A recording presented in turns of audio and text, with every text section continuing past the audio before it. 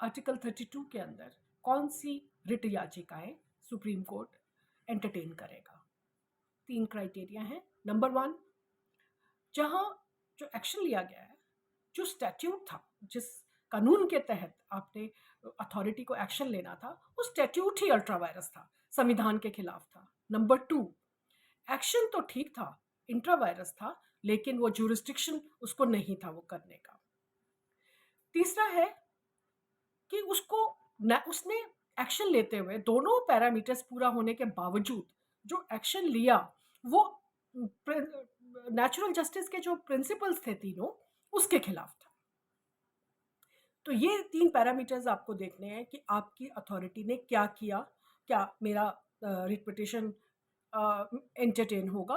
और दूसरी चीज़, एक ऐसा क्रिमिनल ज्यूरिस्डिक्शन में ये है कि आप अगर क्रिमिनल रिट फाइल करते हैं तो क्या क्रिमिनल रिट जो है नेशनल इंपॉर्टेंस रखता है? क्या ऐसी क्रिमिनल रिट है जो बहुत सारी स्टेट्स को इन्वॉल्व करती है?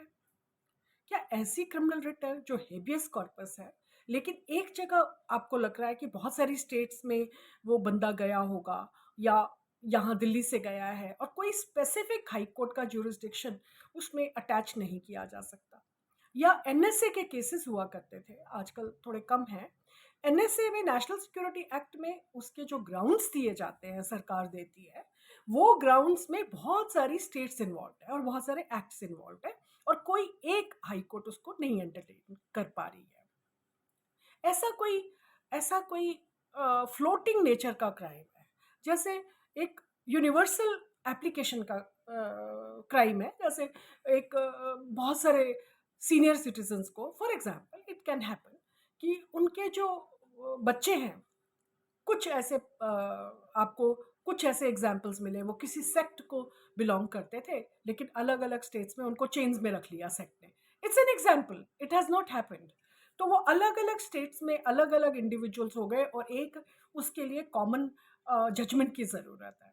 या एक ऐसी प्रॉब्लम जो एक पर्टिकुलर कोर्ट नहीं कर सकता, जैसे sexual harassment at work place का एक मैटर था, Vishakha versus state of Rajasthan, जिसमें ये था कि सेक्सुअल हैरेसमेंट होती है अगर लड़कियों को कंपनीज में, वर्क प्लेसेस पर, तो उसके लिए एक ऐसी डायरेक्शंस की ज़रूरत है जो सारी स्टेट्स में एप्लीकेबल हो, स्टेट्स एंड यूनियन टेरिटरीज में।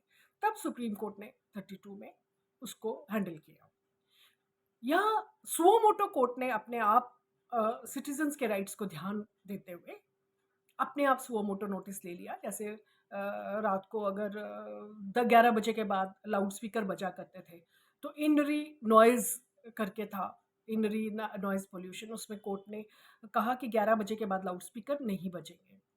या पानी पर हो सकता है कि हर जगह का पानी जो है वो अलग अलग तरीके का है, या समबडी कैन गेट इफेक्टेड कि हर जगह के पानी के रेट्स अलग अलग हैं, बिजली के रेट्स अलग अलग हैं, तो एक यूनिफॉर्म एप्लीकेशन होनी चाहिए। 32 में ये होता है। और 226 में कोर्ट इसलिए कहती है क्योंकि आपको एक और अपॉर्चुनिटी मिलती है।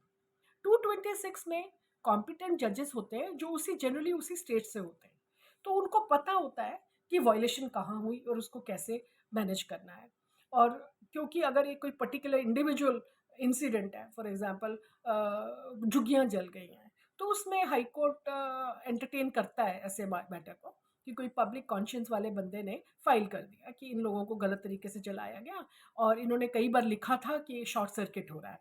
ऐसी एक पीआईएल मैंने फाइल की थी जिसमें स्लम डेवलपर्स के घर जल गए थे, तो सुप्रीम कोर्ट में डायरेक्ट पिटिशन फाइल की, तो एंटरटेन हुई और एसडीएम की इंक्वायरी हुई और जिनके घर जले थे उनको रिहैबिलिटेशन के लिए पैसे दिए गए। तो इस तरह से ये फ़र्क है दोनों रिट पिटिशंस में। 226 is larger, 32 is for national importance. ये प्रश्न प्रैक्टिस एंड प्रोसीजर के पेपर में भी आता है और ड्राफ्टिंग में भी इस बात का आपको ध्यान रखना होता है। Thank you. TheLawyers.com